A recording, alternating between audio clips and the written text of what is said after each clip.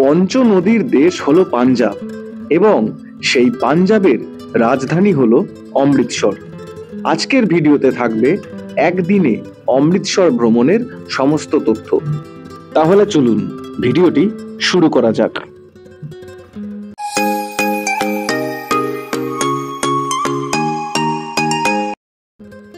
গত পর্বে আপনাদেরকে দেখিয়েছিলাম যে কিভাবে আমরা 12ই অক্টোবর সকালবেলা অমৃতসর স্টেশনে পৌঁছে সেখান থেকে 500 টাকার বিনিময়ে একটি ক্যাবে করে আমরা আমাদের হোটেলে পৌঁছেছিলাম। আমাদের হোটেলের নাম ছিল সীতা নিবাস।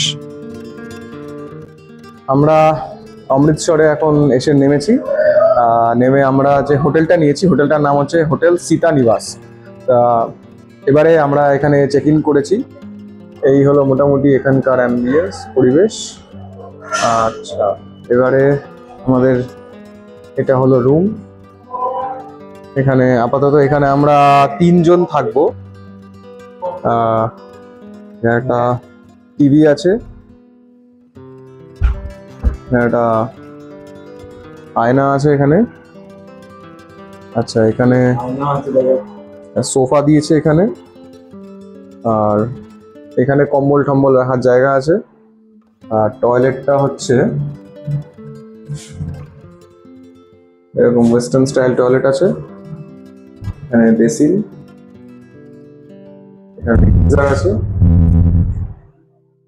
ভালোই রুমটা। আবার ওখানে এসি আছে দূরে, আর এখানে একটা ঘড়ি দেওয়া আছে। আমাদের এই হোটেলটি ছিল স্বর্ণ মন্দির থেকে পায়ে হাঁটা দূরত্বে এবং আমরা এখানে 2টি রুম বুক করেছিলাম। 2টি রুমের জন্য আমাদের ভাড়া নিয়েছিল 3800 টাকা। আমরা এখন স্বর্ণ মন্দিরের দিকে রাস্তায় যাচ্ছি। আশেপাশে এখানে জুতো রাখতে হবে, আমাদের জুতো রেখে মাথা ঢেকে তারপরে আমাদের এগোতে হবে স্বর্ণ মন্দিরের দিকে। স্বর্ণ মন্দিরের সামনেই জুতো রাখার কেন্দ্রে আপনারা বিনামূল্যে আপনাদের জুতো রাখতে পারেন। এটা হলো জুতো খোলার জায়গা। এখানে জুতো খুলে এখানেই আমাদের মাথায় রুমাল বাঁধার জন্য এখান থেকেই পাওয়া যাবে।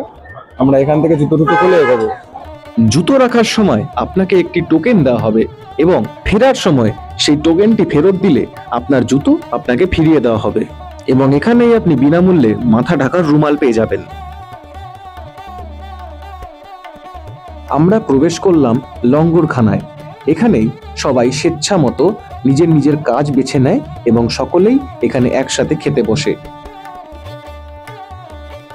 লঙ্গরে আপনাকে বিনামূল্যে দেবে চাপাটি, চানা পনির, ডাল এবং ক্ষীর।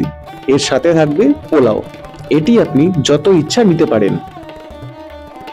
স্বর্ণ মন্দিরে ঢোকার আগে এইভাবেই পা ধুয়ে সকলকে ঢুকতে হবে।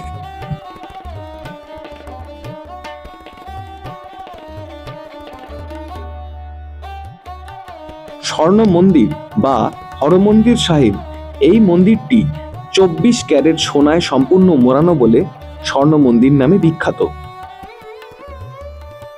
এই স্বর্ণ মন্দিরটি যে পবিত্র সরোবরের মাঝখানে অবস্থিত। এই সরোবরটি 1577 সালে চতুর্থ শিখ গুরু গুরু রামদাস নির্মাণ করেন এবং পঞ্চম শিখ গুরু গুরু অর্জুন দেব এই মন্দিরে আদি গ্রন্থ সাহেবের একটি প্রতিলিপি স্থাপন করেন। 1581 সালে গুরু অর্জুন দেব এই স্বর্ণ মন্দিরের গুরুদ্বারটি নির্মাণের কাজ শুরু করেন এবং 1589 সালে এই কাজটি শেষ হয়।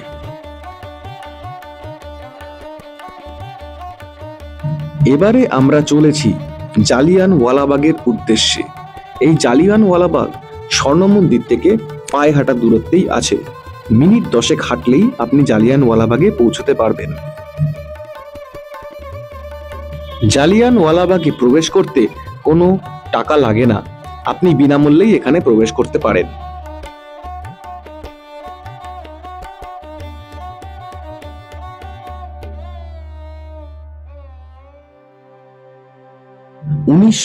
সালের 13ই এপ্রিল বৈশাখীর দিনে যখন রাওলাট অ্যাক্টের বিরুদ্ধে এই জালিয়ানওয়ালাবাগে শিখ ভাইরা এক শান্তিপূর্ণ মিছিলের আয়োজন করেছিল, তখন সেখানে জেনারেল ডায়ারের নির্দেশে টানা 10 মিনিট ধরে বুলেট ফায়ারিং করে আমাদের হাজার হাজার শিখ ভাইদেরকে অত্যাচার করে নিষ্ঠুর ব্রিটিশরা।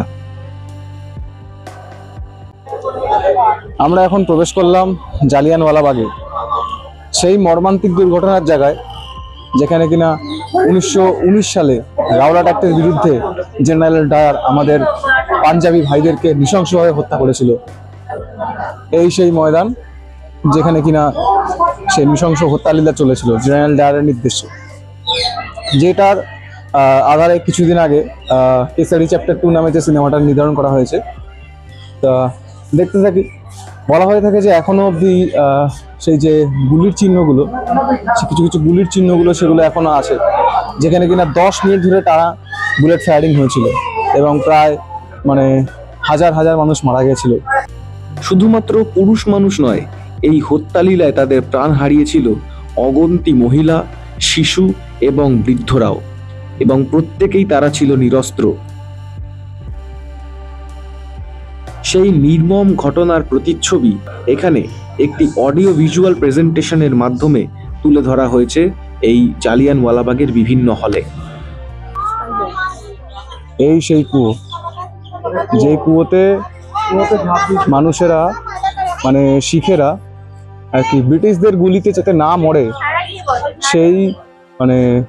সেই কারণে এই কুয়োতে ঝাঁপ দিয়ে তারা আত্মহত্যা করেছিল।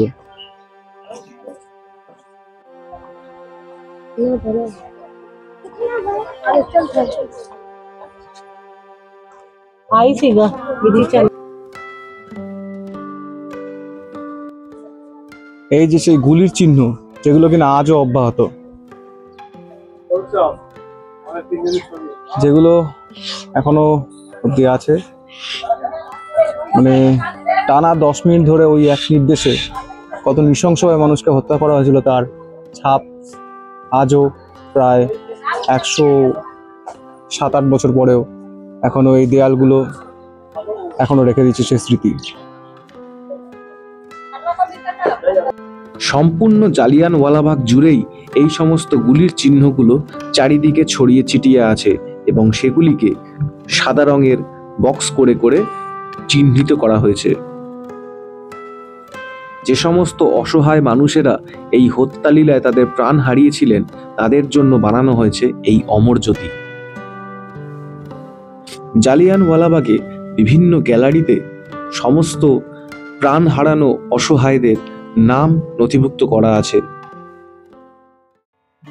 এবারে আমরা প্রবেশ করলাম দুর্গিয়ানা মন্দিরে। এই দুর্গিয়ানা মন্দিরে আছে 700 বছরেরও পুরনো দুর্গা মন্দির, এবং তাছাড়াও আছে লক্ষ্মীনারায়ণের মন্দির এবং হনুমান মন্দির। এই মন্দিরেও স্বর্ণ মন্দিরের মতো জুতো বিনামূল্যে খোলার সুব্যবস্থা আছে। প্রথমেই আমরা দেখে নিলাম হোমকুণ্ড এবং তার পাশে অবস্থিত মহাদেবের মন্দির।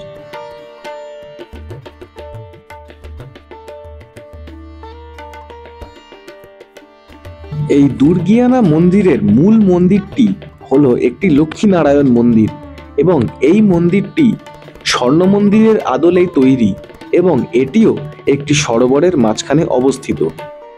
এই লক্ষ্মীনারায়ণ মন্দিরটি নির্মাণ করা হয় 1921 সালে।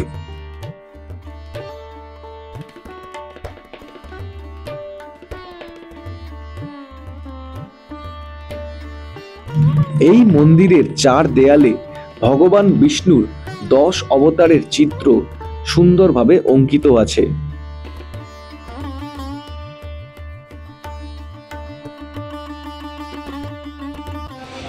এই আমরা যে মন্দিরে এখন প্রবেশ করতে চলেছি, এটা হলো 700 বছরের পুরনো মা দুর্গার মন্দির।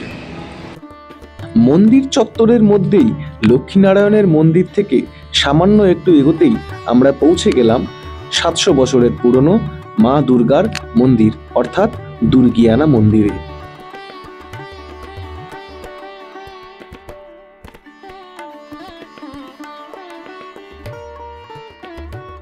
এইবারে আমরা চলে আসলাম লাল দেবিকা মন্দির। এই মন্দিরের মধ্যে ক্যামেরা অ্যালাউড নয়, তাই শুধু বাইরের চিত্রটুকুই নিতে পারলাম। তবে এটিও খুবই হাইলি রেকমেন্ডেড। আমরা হোটেলে গিয়ে ফ্রেশ হয়ে আবার চলে আসলাম স্বর্ণ মন্দিরে আর রাত্রের শোভাটিকে আস্বাদন করতে।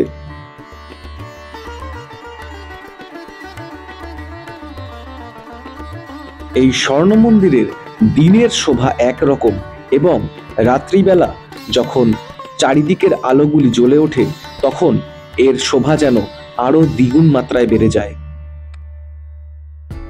আজকের ভিডিওটি এখানেই শেষ করছি। ভিডিওটি কেমন লাগলো অবশ্যই জানাবেন এবং পরবর্তী ভিডিও আসছে হিমাচল প্রদেশের ডালহৌসি, ধর্মশালা এবং আরেকটি বিখ্যাত ট্রেক ত্রিউন্ডের উপরে। সেগুলি দেখতে হলে আমার চ্যানেলটিকে অবশ্যই সাবস্ক্রাইব করবেন। ধন্যবাদ।